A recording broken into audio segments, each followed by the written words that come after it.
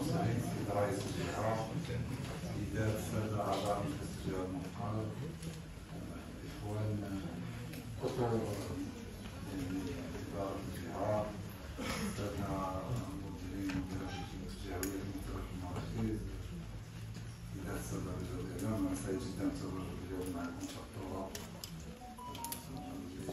الاستثنائية وعندها نقاط استثنائية كذلك مع رجل الأعمال. استثنائية من ناحية اللحظة ديال الوقوف على الحصيلة ديال أعمال الجهة خلال هذه الفترة هذه حصيلة ديال أعمال مختلف مكونات الجهة لا المجلس ولا الشركاء ديالو. الحمد لله نشوفوا الصور أشياء كثيرة اللي كتعطي الفخر الحمد لله حصيلة مشرفة في مختلف المجالات يعني لا تنمية اقتصادية لا ثقافية لا مديح يعني، وكذلك كنشاهدوا المنجزات في مختلف الأقاليم الحمد لله. رغم ذلك كيبقاو كنا عارفين رهانات وامتناعات أخرى اللي كتطلب مواصلة الأعمال باش الشريك يستمر الأعمال لا بد أن يستمر الأعمال في طريقة إن شاء الله تجيب منجزات جديدة والطريقة اللي يكون فيها تعزيز الأعمال يعني بتضافر الجهود ديال الجميع.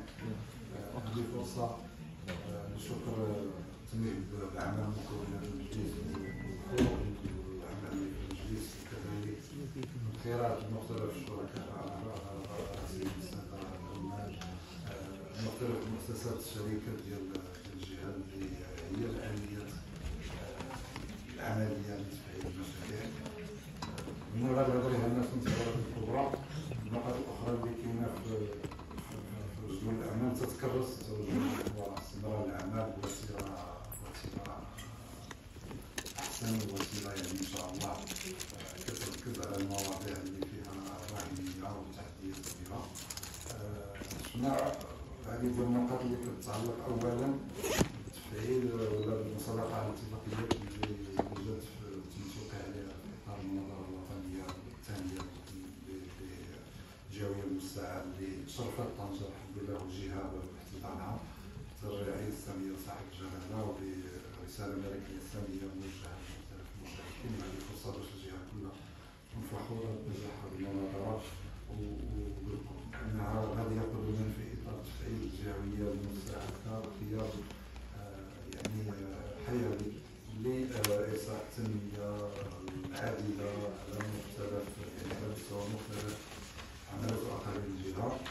الاتفاقيات حنا شفناهم تم المصادقة عليهم وغادي نحنو ننوضوا قدما في واحد العدد ديال المجالات.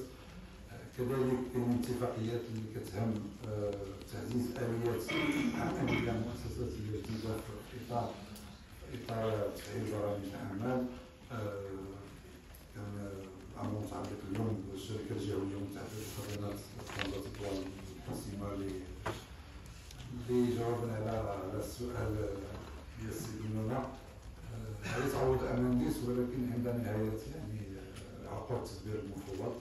الهدف هو أن يكون فاعل جهوي واحد تيتكلف بمجال التوزيع. يعني بداية كما تكلم السيد الرئيس كاين واحد الجدولة زمنية اللي تحددت لتفعيل الشركات على مستوى الجهة ديالنا هي فاتحين إن شاء الله استعدادات غالية على يعني على قدم وساق إن شاء الله باش نشوف هذا التحدي. غادي تعوض كاع الفاعلين في مجال التوزيع ابتداء من واحد يونيو ما عدا العقود ديال التدبير المفوض اللي عندها مدة صلاحية أكثر اللي كلها تاخذ يعني المبادرة ولا المسؤولية المجالات هذه المتعلقة بها عند نهاية اليوم. على أي كذلك كما شفنا كاين اتفاقية مهمة تدخل في إطار تمويل النموذج الجديد للعقود الأولى مشات واحد الاختيار استراتيجي هو اقتناء الحافلات. وهنا كنشوفوا يعني التقاء ما بين لا كتكونوا اتفاقيات ولا حتى تفعيل واحد المؤسسة اللي تمت مسلطة على العديد من النقاط ديالها هنايا هي طنجة للتنقلات ولا طنجة موبيليتي.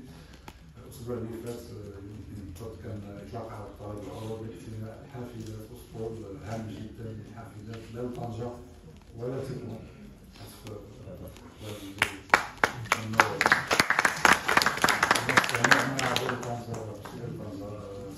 تم العمل فيه على مستوى يعني 6 ديال المدن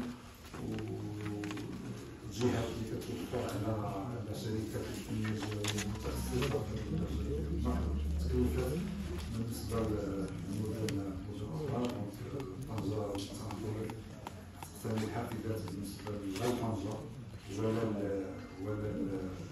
تبغون كذلك. تفعيل يعني هذه الشركة الجديدة يعطي دفعة للمجال هذا اللي فيه تحديات كبيرة على مستوى مختلف يعني مناطق الجهة وطنجة على رأسها. يكون كذلك إطلاق مشاريع أخرى إن شاء الله في الأيام والأسابيع المقبلة لمواصلة الجهود اللي بدات في هذا المجال، ولكن تنعرفوا الزخم الحمد لله اللي عاشته طنجة في إطار يعني الرؤية الملكية السامية اللي عطات طنجة واحد في 20 سنة زعما واحد انطلاقة وواحد النمو كبير يعني فات التوقعات في العديد من المجالات. كنا نقولوا على ضوء النتائج ديال الإقطاع الأخير مدينة طنجة ضعفت من ناحية عدد السكان في هذه 20 سنة الأخيرة. اللي المدن ضعفت فريمون جوج مرات الحجم ديال هذه 20 سنة وسجل تحديات كبيرة في مختلف المجالات. اليوم الحمد لله مستعد نواكبوه باش يمكن هو أداة يعني بجانب الآليات اللي موجودة، لأن كاين واحد المواضيع اللي عندها لا بد تخصص ولا بد شي حد اللي كيديرها يوميا باش المدير البرلمان في إطار تفعيل مختلف يعني المجالات ولا المشاريع اللي تنشتغلوا عليها. كذلك شفنا مجلس الصلاة على المساهمة في طنجة الجهوية. هذه أداة جديدة اللي يمكن مواكبة مختلف البرامج التنموية اللي تتعلق بالمنجزات الميدانية على مستوى الجهة بصفة عامة. كذلك سيتم تفعيل طنجة للثقافة قريبا إن شاء الله في إطار المسابقة على الميدان الستاتيو الأساسي للشركات الوطنية وبين هذاك النطاق، وهذا يمكننا تسمين ونسير الأمثال على المنشآت الثقافية اللي ساهمنا جهة في نابلس في العدد من الأشياء. يكون عندها واحد التسيير مهني وكذلك بمساهمة مع قطاع الثقافة والقطاعات الوزارية المعنية كاملة أن يكون عندنا واحد برنامج ديال التسمين والتنشيط الثقافي مهم جدا. كذلك كاينه شركه ديال السياحه اللي حنا تصدرت فيها ديالها مع السي رئيس مع الاخوان المعنيين. على كاين نقاط مهمه جدا. النقاط الاخرى حتى هي ليست اقل اهميه اللي صدق عليها المجلس اليوم اللي كتخص يعني برامج تاهيل المراكز الضريبيه، وهذا داخل في اطار ارسال المدير البرلمان في العداله المجاليه نحو هذه المنطقه اللي حنا سننوهوا. حنا كنا صرفنا هذا الحلول كنوهوا اليوم بالانخراط ديال الوزاره المعنيه. السيده الوزيره اللي كانت زياره طنجه مؤخرا وكانت لهم فرصه للتوقيع على الاتفاقيات الانخراط ديالهم باش العمل يكون اكثر طموحا واكثر على اي حال. اليوم هو يوم مهم في اطار مواصله الجهه كمجلس ولكن الجهه بصفه عامه كفاعليات ومختلف الفاعلين نهوض بالتحديات اللي كنواجهوها جميعا.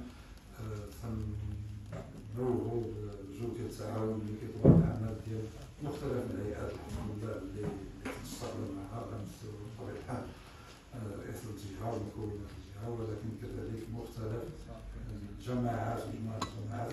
الفتره هذه كتواجه تحدي مؤسساتي كبير لاننا في اطار واحد العدد ديال التحولات. نعطيكم غير مثال مجموعه الجماعات اللي متعلقه بالشركه ديال التوزيع راه واخا كتبان مساله ليست عاديه ولكن تحدي كبير. 172 عضو ومختلف الاقاليم يعني غير باش تزداد الدورات ويكون نصاب ويكون الحمد لله هادشي كله كيتم في الاطار ديال التوافق ما بين مختلف والتعاون بين مختلف المكونات اللي كنوجدوا. تنتمنى ان شاء الله تعزيز الجهد، نبقى نفس البيئه ولا اكثر باش ان شاء الله نكونوا جميعا يعني في مستوى التحديات اللي كتنتظرنا جميعا. شكرا لكم.